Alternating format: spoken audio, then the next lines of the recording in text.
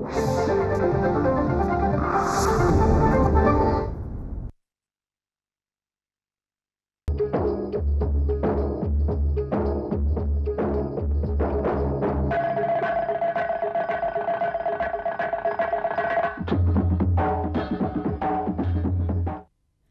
कार्यक्रम संग्रहित असल्याने ध्वनी चित्रमुद्रण सदोष असण्याची शक्यता आहे.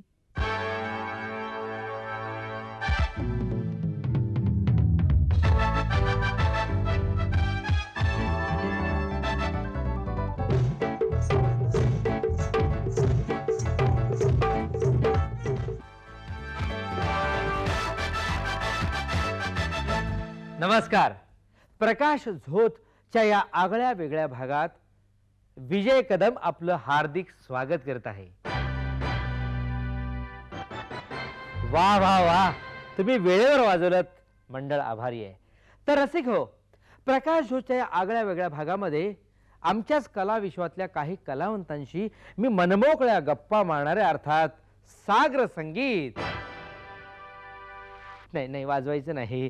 तर म्हणजे काय की टवाळी हो, म्हणजे समर्थानेच आपल्या म्हटलेलं आहे की टवाळा आवडे विनोद. आता मला तुम्ही सांगा की जर आपल्या समर्थांची आणि लाडक्या पुलंची भेट झाली असती, किंवा चिमणरावनी काऊला मधाळपणे मारलेली हाकती काऊ, ती जर ऐकली तर निश्चितच समर्थ म्हणाले असते की विद्वानाची आवडे विनोद. अहो, हे विनोद करणं काय येरा गाभाऱ्याचं काम नाही बरं का. कळलंय, मंडळाला कळलेलं आहे की विषयांतर होतंय. तात्पर्य, आजच्या या आगळ्या वेगळ्या प्रकाश झोतात आज आपली भेट होणार आहे एका माउथ ऑर्गनिस्टची, की जो वाढला विज्ञानाच्या संस्कारात पण रुळला मात्र कलेच्या संस्कारात, कलेच्या क्षेत्रात. तर खरं तर आपण त्याचं नाव कशाला घेऊ, आपण त्याला प्रत्यक्ष भेटूयाच ना.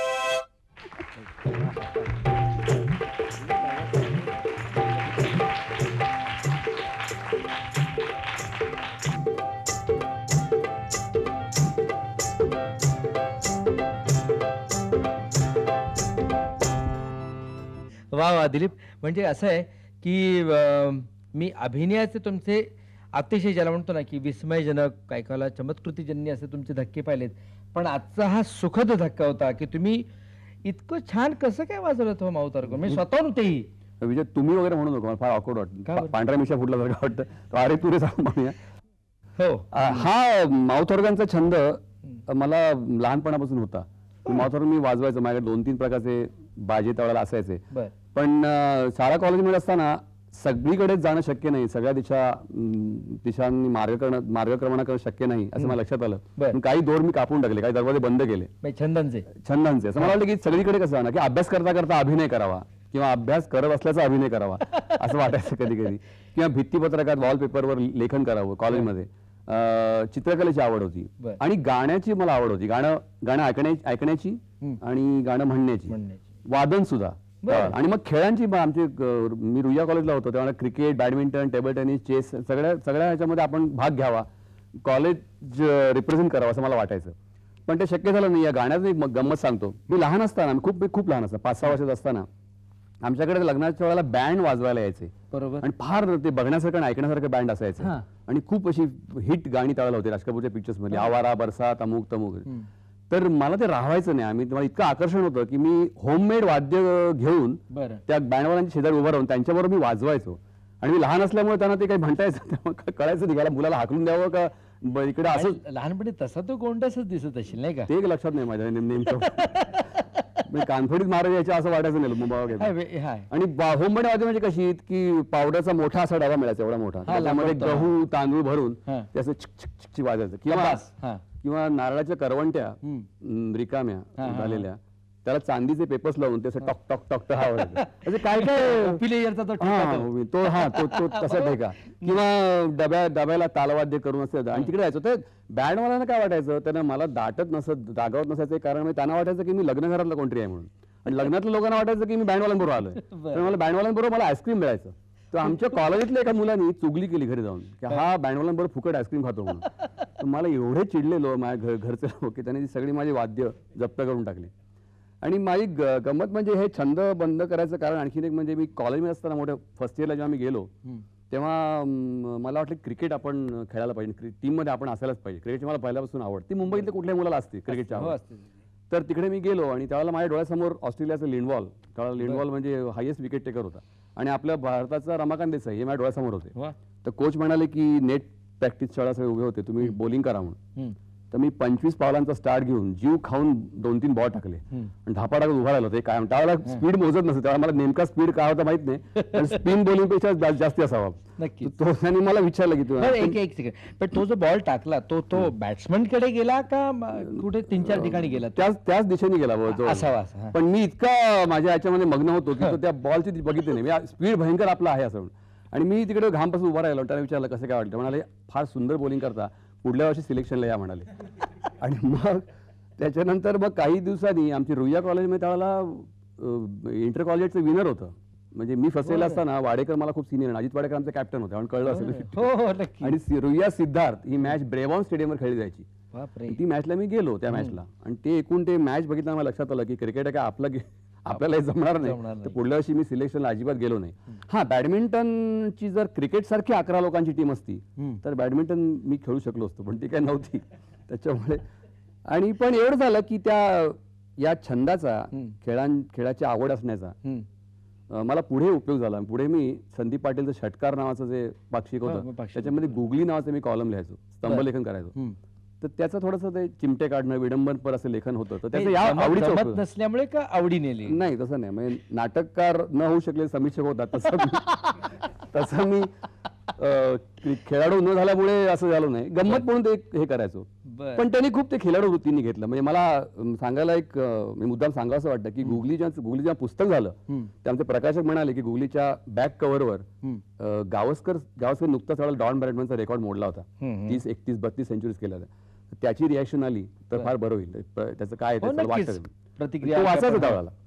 तर म्हटलं बाबा मी एक तर त्याला खूप चिमटे काढलेले आहेत, तुम्हाला कसं काय. मग संदीप पाटीलने विचारलं, तुम्हाला जरूर देईन म्हणाला. आणि त्यांनी अत्यंत सुंदर ह्याच्याबद्दल आपलं मत, प्रतिक्रिया त्या पुस्तकाबद्दलची लिहिलेली आहे त्या पुस्तकावर. तर मला त्या गावस्करचं खूप त्याला कृतज्ञता वाटली त्याच्याबद्दल. पण मग मला एक विचारायचं होतं असं, एक म्हणजे काय मनातला प्रश्न असा आला की बऱ्याचशा छंदांचे दोर कापले गेल्यामुळे त्यातले कुठचे असे जे छंद आहेत की जे छंद खऱ्या अर्थाने जोपासले गेले, जसा हा छंद, हा सुद्धा खरं सांगू का, हा जोपासला नाही गेला. मी फार क्वचित माउथऑर्गन वगैरे वाजवतो. गाणं मात्र एक तू बरे हे झालं, तू विषय काढला म्हणून सांगतो. गाण्याचं मात्र मी ही हौस नंतर भागवून घेतली. म्हणजे तेंडुलकरांचं विठ्ठला नावाचं नाटक आलं होतं. बरोबर. त्याच्यामध्ये मी लाईव्ह स्टेजवर भजनं म्हणायचो, आनंद मोडाचं संगीत होतं. आणि ते समोर मला आधी वाटलं की ते गडबडतील, म्हणजे ताल देणार, आज पण गडबडले नाही, मी त्यांनी सांभाळून घेतलं मला. तर ते पण मला भजनं मी लाईव्ह म्हणायचो, 6 ते 8 भजनं मी म्हटली. त्याच्यानंतर मग चौकट राजा सिनेमामध्ये मी आणि अशोक सराफनी एक गाणं म्हटलं, ते असा कसा मी वेगळा गाणं आहे, ते माझ्या आवाजातच आहे. ते आणि नंतर मग अलीकडे माझ्या हसवा फसवी नाटकामध्ये त्याच्यात तर तो प्रियपा गाणं म्हणतो. पण एवढंच मला त्यातलं हे असं आहे की ते गोविंदराव पटवर्धनांचा ऑर्गन जो रेकॉर्डेड आहे तो माझ्या साथीला असतो.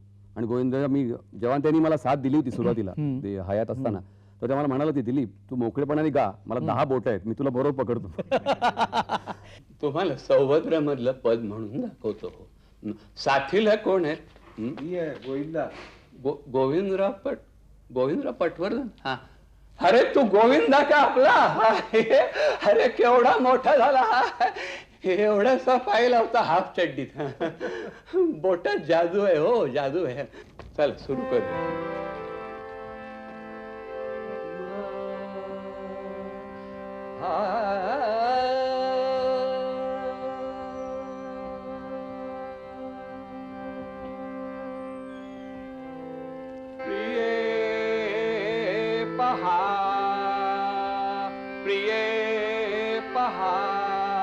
रात्रीचा समय सरुनी, रात्रीचा समय सरुनी, रात्रीचा समय सरुनी, येत उषकाल हा.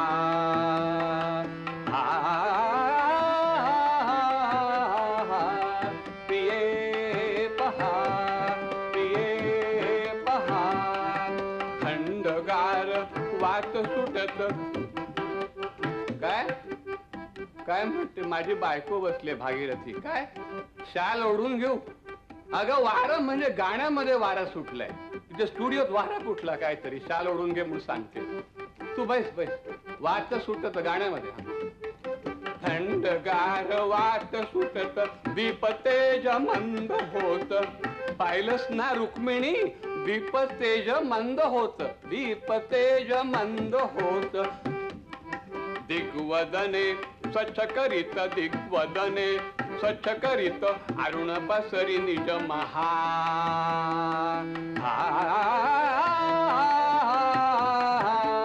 प्रिये पहा, प्रिये पहा. प्रेम कहाणी नावाचं नाटक होतं. बर. प्रेम कहाणी नाटकामध्ये मतकरींचं रत्नाकर मतकरींनी लिहिलं होतं, त्याने दिग्दर्शन केलं होतं आणि त्याला बरीच प्राइजेस आम्हाला मिळाली होती स्टेट कॉम्पिटिशनला. तर त्याच्यामध्ये गंमत अशी की म्हणजे आमचं ते आपलं काय म्हणतो ते रंगमंचावरचं किंवा कॅमेरा समोरचं वास्तव हे फसवं असतं.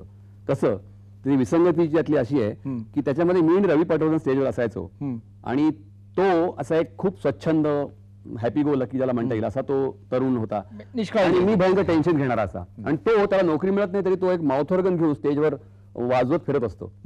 आणि मी तो माउथ ऑर्गन हातात घेऊन कसे रे बाबा तुम्ही वाजवता म्हणून असं तो फुंकून बघायचो आणि फुंकून बघितलं की माउथ ऑर्गन ठेवायचो आणि आत आंघोळीला म्हणून आत जायचो मी. आणि मग रवी पटवर्धन ते माउथ ऑर्गन घेऊन ट्यून वाजवायचं. गंमत अशी होती की आतमध्ये विंग मध्ये आणखी ते माउथ ऑर्गन ठेवलेला होता आणि मला माउथ ऑर्गन वाजवता येत नाही असं म्हणून आत गेलो की मी रवीला प्लेबॅक द्यायचो. तो संगम मधली असं ते ट्यून वगैरे ये मेरा प्रेमपत्र ट्यून म्हणायचा वाजवायचा मी त्याला प्लेबॅक द्यायचो. हे फसवं जे म्हणतो आपण वास्तव हो ते तर भास आणि आभास ज्याला म्हणतो की भास होतोय की आता रवी पटवर्धन अतिशय सुरेख पद्धतीने ते माउथ वाजवतो. मी स्टेजवर सांगत मला येत नाही वाजवता आणि आतून आज जाऊन त्याला प्लेबॅक द्यायचो. कारण मगाशी आम्ही ऐकलं तो काय जरा अंधारामधला दिलीप माउथ ऑर्गन वाजवता, पण आता आम्हाला उजेडामधला ह्या प्रकाश झोता मधला दिलीप तिकडे वाजवायची प्रॅक्टिस नाही मी प्रयत्न करतो. ज्या गाण्याला मी प्लेबॅक द्यायचो आतून तिथे गाणं मला आज खऱ्या अर्थानं ऐकायचंय.